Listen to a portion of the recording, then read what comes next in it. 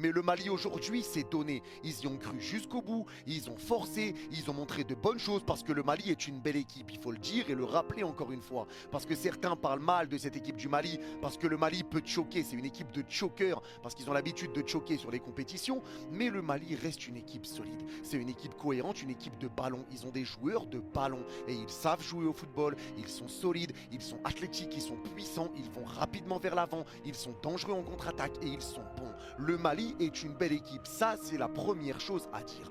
Parce que le Mali n'est pas un match facile, le Mali n'est pas une équipe facile à affronter. C'est une équipe solide et tu l'as vu avec le milieu de terrain malien. Dieng qui sort une performance XXL aujourd'hui au milieu de terrain. Dieng aura fait du bien, le bon vieux Doumbia aura fait du bien également. Bissouma qui se sera beaucoup donné, la défense qui aura été solide. Diaby, Camara, ça aura été solide. Sur les côtés, ça aurait été solide. Ils se sont donnés le Mali. Ils ont fait leur taf. Ils ont fait leur taf. Ils ont été très cohérents. Et ils ont été très cohérents. Ils ont mis de l'intensité quand il fallait en mettre. Ils sont venus te presser quand il fallait te presser. Ils t'ont attendu quand il fallait t'attendre. Ils t'ont attaqué au milieu quand il fallait t'attaquer au milieu. Ils repartaient bien vers l'avant. Et après, il y avait juste des fois où tu sentais que le Mali avait peur de trop se découvrir. Et c'est ce qui faisait que tu étais obligé de t'arrêter pour les Maliens à chaque fois. Mais là, il faut se poser les bonnes questions. Le Mali repart avec le point du match nul. Sinon, c'est le Mali qui a tout compris. 3 matchs nuls, ils sont qualifiés.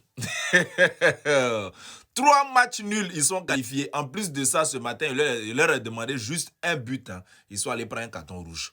Elle tout ce que tu demandes aux Maliens, eux, ils font le contraire. On dit marquer un seul but, ils sont allés prendre un carton rouge. On peut faire ça. Mais en tout cas, ils sont qualifiés. Non, de toute façon, qualifié, c'est qualifié. Voilà.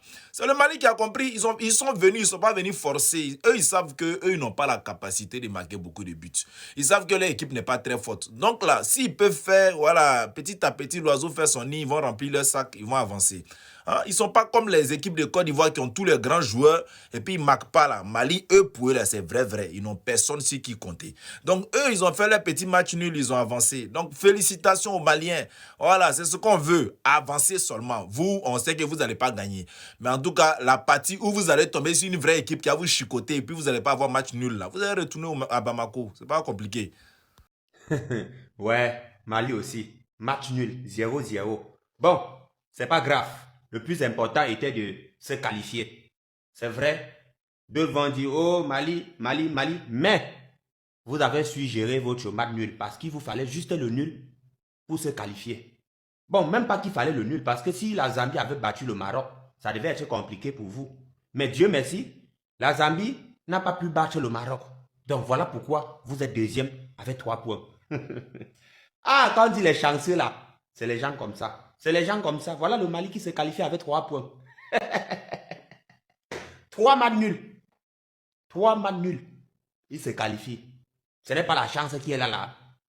Non, dites-moi, ce n'est pas la chance qui est là. 3 matchs nuls. Quelqu'un se qualifie. Ouais. Vous êtes chanceux parce que Zambie vaut rien. Hein? Et puis Comore là aussi vaut rien.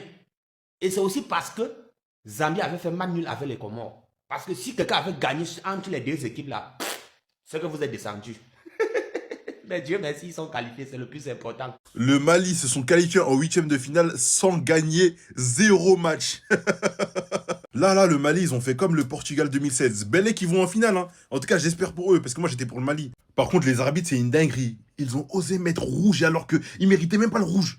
Après, on va pas se mentir, hein, les Comores, ils ont très bien joué. Et à la fin, miskin, hein, l'arbitre, il a sifflé, alors qu'il y a un, il s'est couché pendant 3 minutes. Il a sifflé la fin du match. Il n'a même pas prolongé les temps additionnels. Les Comores, en vrai de vrai, hein, ils méritaient. J'espère qu'ils finissent meilleur 3e, mais ça, on va le savoir que demain, malheureusement pour eux. En tout cas, là, le Mali, ils me font peur. Hein. Je vous mens pas, ils me font peur.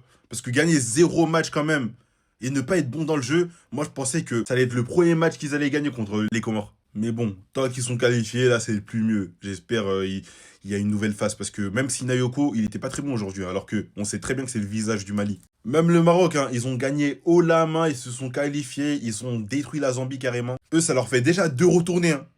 Ils n'ont pas dit Brésilien d'Afrique pour rien, les gars. Je vous jure, moi, je suis pressé des 8e de finale parce que c'est une dinguerie comment les matchs ils sont ennuyants de ouf. Je veux des éliminations. Mali, c'est vraiment une équipe mid. Fort contre les forts, faible contre les faibles. Au final, quand tu fais une moyenne, ça donne une équipe mid. En fait, le Mali, c'est spot influençable. Quand ils jouent avec des nuls, ils sont nuls. Quand ils jouent avec des forts, ils sont forts. C'est une dinguerie. Parce que franchement, la Comore, ils ont des joueurs. Regardez juste leur attaquant. Il reçoit un ballon dans la profondeur, les gars. À aucun moment, il regarde ce qui se passe devant lui. Il court, il regarde le ballon derrière lui. Il voit pas qu'il y a Djigui Diarra qui est en train d'arriver. Hein. Dernier moment, il voit Djigui Diarra, il le cartonne et il tombe. Attends, c'est pas sérieux ça. Même Djigui Diarra, il était mort de rire. C'est quel attaquant? On le lance en profondeur, il jette même pas un coup d'œil en avant. Au-delà de ça, franchement, le Mali s'est fait peur. Hein. Ils ont terminé le match à 10. Les Comores auraient pu en profiter. Dans une poule où il y a la Zambie, Comores, Maroc, une défaite, c'est acceptable. Mais faire 0 victoire dans une telle poule, c'est pas du tout rassurant pour la suite. Et pour tous les Maliens qui comprennent pas pourquoi Bissouma joue, j'étais dans la même incompréhension, mais je pense que j'ai capté. En fait, Bissouma, vu qu'il joue pas en club, il a besoin de rythme. Et le coach malien compte sur lui. Donc en fait, il lui donne 1 heure de jeu par match pour qu'il puisse être prêt pendant les phases à élimination directe. La question qu'on peut se poser actuellement, c'est est-ce que Yves Bissouma a les ressources nécessaires pour pouvoir sortir le Mali de phase très très compliquée en phase finale? Ça, je ne sais pas.